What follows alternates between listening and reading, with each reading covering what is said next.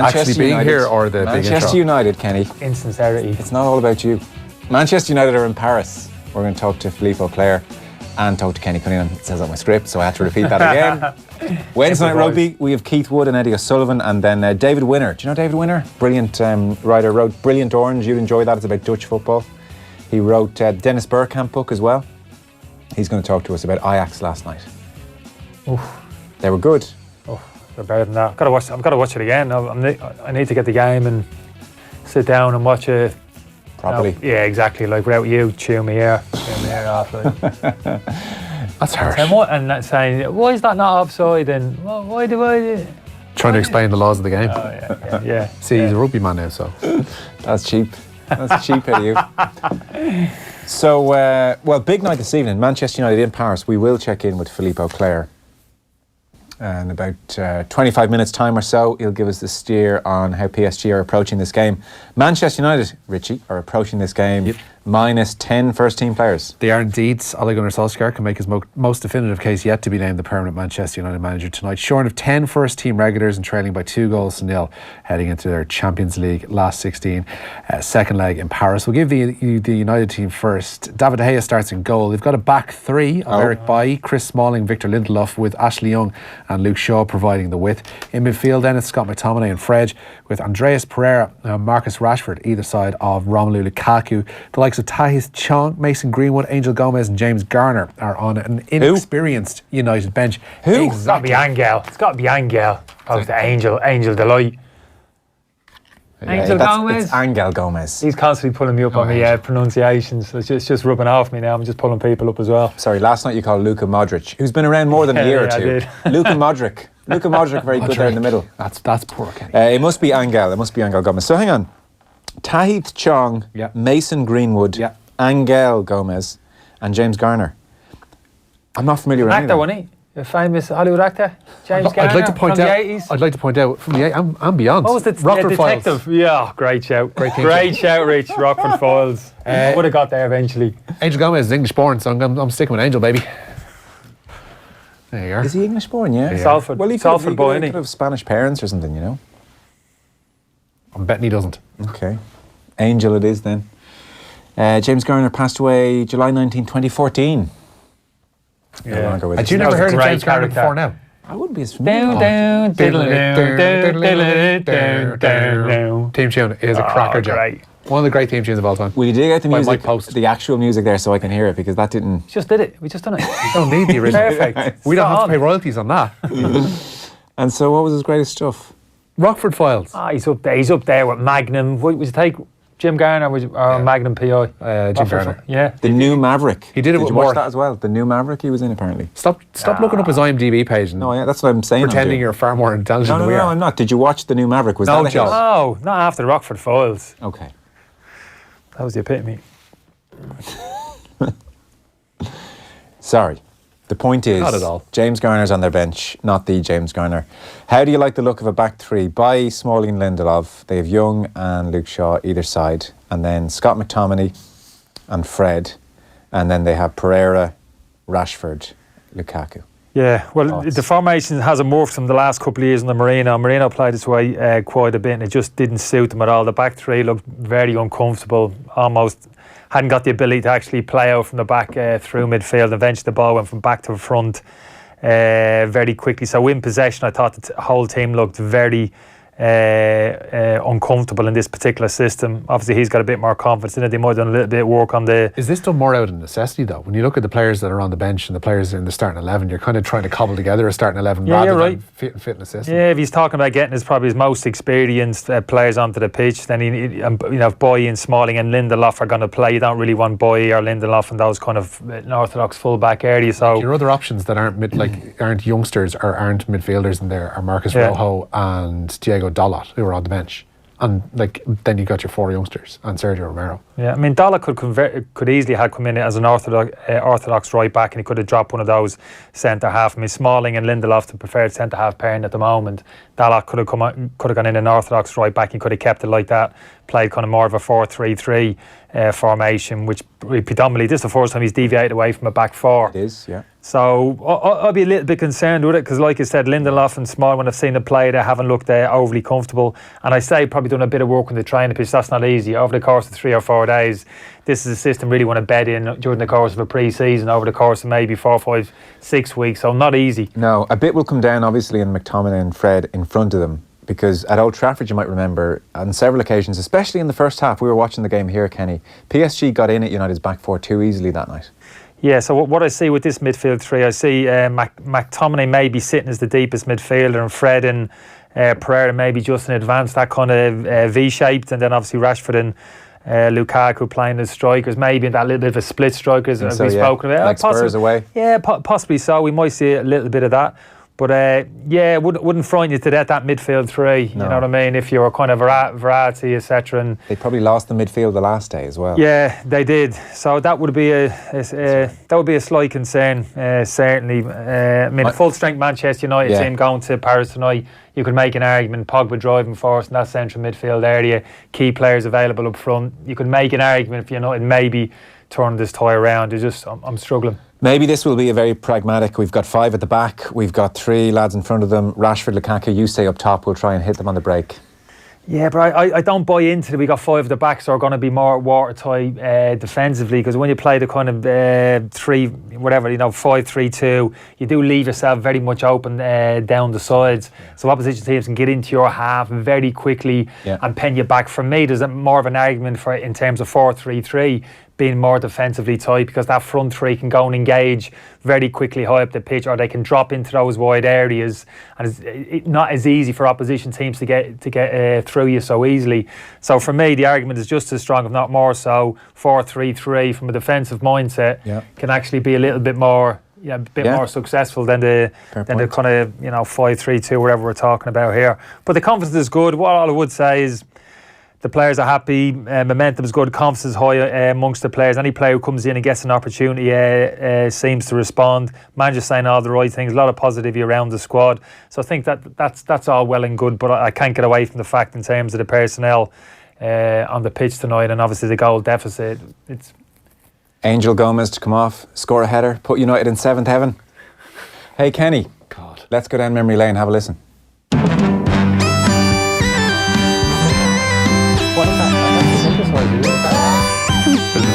Your mic is still up, by the way. There he is there, look at Garner. What a handsome little. How cool is that?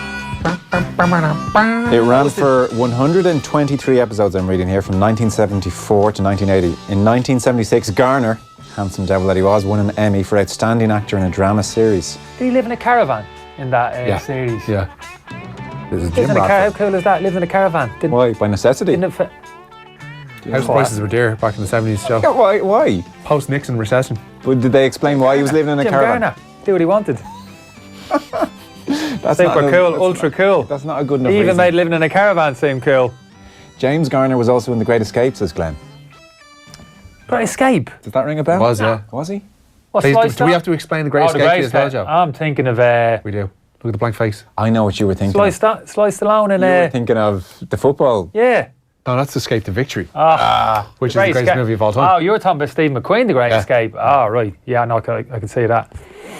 It was a trailer, not a caravan, somebody has texted in. What's the difference? Was this like a trailer park, in America? I think it was a standalone. I can't remember him being it wasn't in a park. Subtle differences here. Caravan, trailer, standalone. Can I ask why he did, though? Like, what was there a reason? It was never explained. Sure it was. What was he, a detective? Yeah. He was essentially a private investigator. Did you actually watch this as well? They used to show repeats of it back in the day on RTE. And I say back in the day, I mean about 10 years ago. Mind you, in terms of as a detective of Columbo, couldn't beat Peter Falk. Columbo.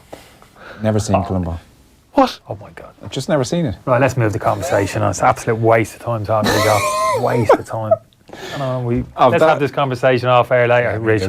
Of that era, Matlock was getting frustrated now. Matlock was one I ended up watching from a distant era, yeah. Matlock was another banger of a theme tune, by the way. Can we have Matlock, please? Do you know what, Matlock? Is that the best you've got? Is that the best you've got? It's not the best I've got. Matlock was a lawyer, though. Columbo. He was at the further end of the law scale. Is this Matlock? That is a banger. Andy Griffith. Is that not? Do you recognise that? No. So weak, Joe. That's all you've got. It's very lazy radio, JP. Even come back with Miami Vice, something like a bit of credibility, not Matlock. Never Miami Vice either. McGyver. Are we just naming 80s TV shows now? Sorry, no. You've redeemed yourself a little bit there with that McGyver show. I'm trying to He think. could get out a few scrapes, McGyver. Do you know they've rebooted McGyver? Won't It's like be a as new good. version of McGyver. Never works, does it? No, it doesn't. It never works. It never works. Rubbish. But if we're talking of that era, oh, here he comes. Now, this was just different level, wasn't it? This huge. Here we go. Oh, Fence with chewing gum and a pencil. He's going to make He's got a bomb. The dynamite door blows open. It goes. He's rushing out. Here he goes.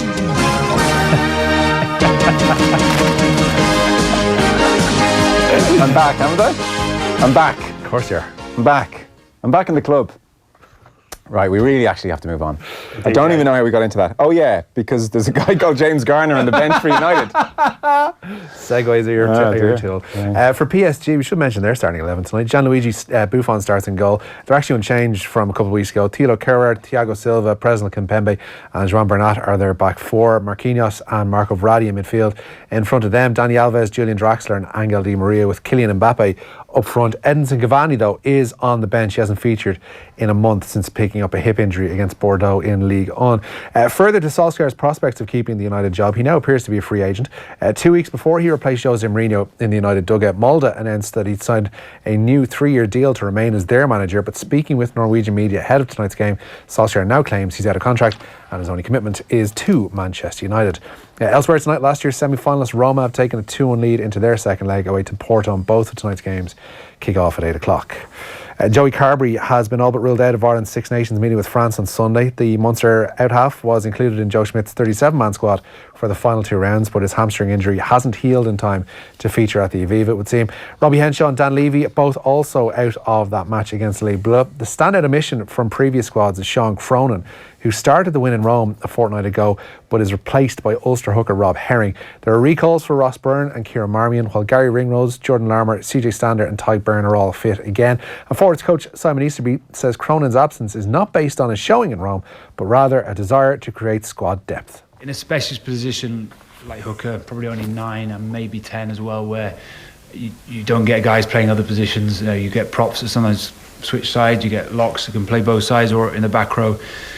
So we're just looking to continually build some depth and find out a little bit more about players that we need to work with towards what's coming up over the next couple of weeks and towards the end of the year. I mean, it's certainly ruthless, that's for sure. And I'd say Sean Cronin is sitting at home feeling fairly glum at the moment. Eddie O'Sullivan and Keith Wood on the way after 8. How much water does that hold, that theory that they need to have a look at other players and need to create squad depth? And it's a specialist position when you've got 4 out halves in your squad and only, obviously 2 of them are going to be involved, really.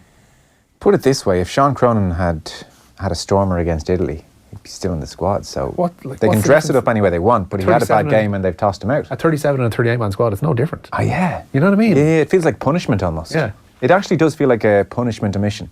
If we're going to have 37 players, 38, even numbers, not even an extra hotel room. It's odd. Yeah, it is odd. It is very odd. I'd say he is scratching his head. Keith Wood and Eddie O'Sullivan on the way. And we'll also talk to them.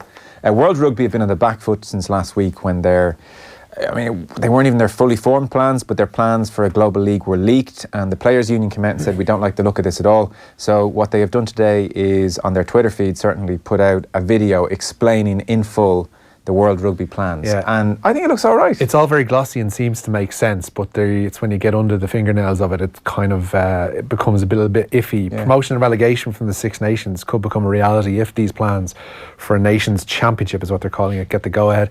They've clarified their proposals ahead of a key meeting which takes place next week in Dublin. The Rugby Championship would see the addition of the next highest ranked sides, currently Japan and Fiji, added to their conference. The top 2 in each conference would then meet in subsequent semi-finals and a final, but World Rugby say the Nations Championship would not be played in a World Cup year and the Lions tours would remain unaffected. One thing Gavin Cumiskey pointed out is that obviously this is going to be introduced if they get their way in 2022. It would mean a side relegated from the one of the conferences mightn't get back into the top tier until 2025. Such is the nature of these things, and given the cycles that are involved and the fact that it's not played in the World Cup year. Okay, So that'd be a blow. But like, say for instance, it's Italy. They have to prove their worth in the Six Nations. Like, aren't we all saying, should Italy still be in the Six Nations? They haven't won in like 3-4 years. can you imagine the uproar there'd be if Scotland have another off year Yeah. and suddenly find themselves relegated? But it's a relegation playoff. So say it's Georgia who top Division 2. Are we calling it divisions? What are they called? Conference. No, conferences are within the divisions. I think it is actually division. Okay. Yeah, so say it's Scotland have a bad year, as they can sometimes do. They get the wooden spoon in the Six Nations, and then they have a terrible run against the Southern Hemisphere teams, and they're bottom. Then should they not be able to beat Georgia, really, to justify Yeah, but their if they existence? didn't, and one of the home nation teams fell out for whatever reason, that'd be it for me. If any of the home nations weren't involved, when it's over, I know. then. Yeah. No, I know. My But look, opinion. they'll get back in, but admittedly, it could be year 2. They'll do well to get this by the Six Nations. But if you look at it, okay, I'll set that problem aside for a moment. I'm not saying it's not a problem. But if you look at it from Ireland's point of view, so you'd have 11 regular season games. So you'd have your 5 games in the Six Nations. And then in the summertime, you'd play 3 Southern Hemisphere teams. And then in November, the Southern Hemisphere teams would come up here and you'd play 3 matches. Now that's kind of more interesting if it's part of a league. I appreciate the problem is if you then qualify out of the conference into the semi-finals, you have a semi-final and final in November as well. So you're playing 5 weeks in a row, which is probably too much and is hard to see how What's they the can point square of that. World Cup then once you have this? That's fair. That's a very fair point. It does diminish the World Cup. The argument in favour of it is, well, from their point of view, more money. Regular From- TV money is what this is. Yeah, and the argument from a fan's point of view is, instead of playing New Zealand once every 2-3 years, you play New Zealand every year, basically. But And then, you get to see where you are in a global pecking order every year. It does diminish the World Cup. There's no question. It does. It does. I don't want to say there's no points to the World Cup, because clearly, obviously, there would be to some degree. But when you're having this best in the world between 2 knackered sides at the end of November every year, Yeah. I don't know. It would be interesting as well. So, like, say, I don't know, in a brilliant world, say Ireland won 3 leagues. What are they called? Global leagues? Is that what it's called? What is this competition called? The Nations Championship, The Joe. Pro 28? I don't know, whatever. Say Ireland won it 3 years in a row and then tanked out of the World Cup. What does that mean? The coach would still get shit for going to the World Cup. No, in this country. Yeah. And look, the club game, it's less and less time for the club game. That would suffer. Lions wouldn't affect Lions. They're They saying say it it's not. wouldn't, but Come on now. And that is special. You can't mess with that, can you? Lions tours are just totally agree with you. But if you're standalone. Totally agree with you. And yet the Lions tours of everything in World Rugby that seems to be in jeopardy, the Lions seem to be fighting for their existence more than anything, even though fans love it. But it's because the stakeholders in the game don't like it. So all the English Premiership teams, they don't want the Lions. Yeah. They don't own the Lions. They don't make money off the Lions. Get rid of it. And yet the fans love it. So Players, yeah. World Rugby are saying with this that it won't affect the Lions, but it will, ultimately. I don't see how it can. Like 2-3 years down the road, you'd be looking at this going, do we really need to be continuing with the Lions? But do we agree that, though, there is merit in trying to improve the stakes of the tests in the summer in the Southern Hemisphere, and then the Southern Hemisphere teams coming up in November, so that they're not called friendlies anymore? No. Yeah, but they're not. But in fact, they're not. They were never they've never treated as been such. friendlies. Exactly. The competitive nature of those games. Yeah.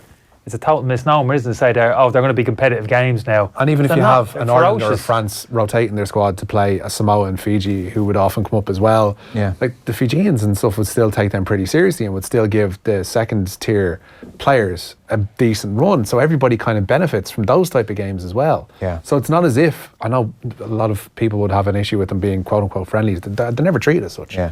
So I don't see the problem with that. I don't see necessarily a problem with the summer tours either. I think that, and the fact that like those games against New Zealand, Australia, and South Africa, was certainly because they don't come along every year. Certainly not twice a year. When they do come around, you can't wait. No, fair They're all enough. over them. But, give you that. but this I'll give you that. is overall, it's an effort by World Rugby to corral all of the TV deals under their umbrella. Yeah. Well, there you Whereas go. now you have separate deals for the Six Nations, the Rugby Championship, and whatever second tier sides might be involved in, whether it's broadcast rights within their own country. What World Rugby are trying to do here, and it's quite obvious, is just basically bring everything under their umbrella, so they can sell it. Oh, it's a fight for who owns the game at the moment. That's it. Yeah. Well, and it's for them to parse down the money and look like the saviours of the likes of Georgia or Belgium or Russia or whoever's playing in the lower tiers. But ultimately, this is for them to control the TV money and make it a more regular, high stakes thing. Funny, I actually think the Division 2 is brilliant for the lesser teams. Like, it adds real meaning to their games if they get a crack off a promotion game against a top tier nation. I actually think it's better. Like, in terms of how this is sellable, I think the second tier nations and below will jump at this. It's more the tier 1 nations. It's just very, very nakedly cynical. Is it? Yeah. Just in terms of TV, yeah. Because if you look at the way the Six Nations... Do you not need to evolve if you're standing still? No. You're losing. No one's like... Is that what it is? Is that how you perceive it? The game standing I still? think the game's in trouble in huge parts of the world. Like, Australia needs money big time. The game's in massive trouble there. Yeah, but like, this isn't World Rugby going, we want to help out these parts of the world in rugby. But them basically saying we want to get all the TV money and control how that's parsed out. Yeah, but indirectly, will most of the countries benefit as a result of that? Although that's a kind of selfish attitude to have, is an indirect consequence of that all the countries will actually benefit financially. Like, if anybody's suggesting that a Russia or a Namibia is going to get the same slice of the TV pie as France and Ireland, in proportion, but I still don't think it's going to make. Is it that? Will that much of a money spinner? I would be surprised. Yeah, I don't know. I would be more engaged with this than the current summer tours and the November series as well, I think.